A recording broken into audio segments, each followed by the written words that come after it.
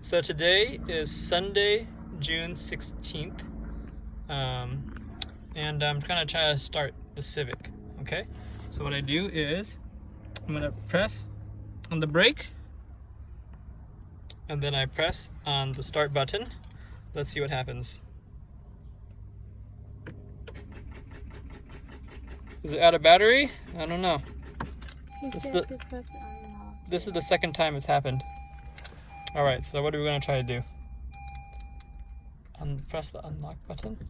Here, let's try to put it into neutral. There. Okay, now try it again. Put it into neutral. And then put it back into park? Yeah. Because before I couldn't even do that. Alright, let's try it.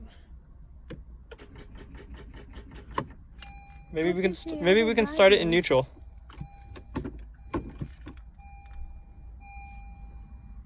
One, 2, 3. That is weird. This car will start in park, but it will not start. It'll start in neutral, but it will not start in park. That is pretty bizarre.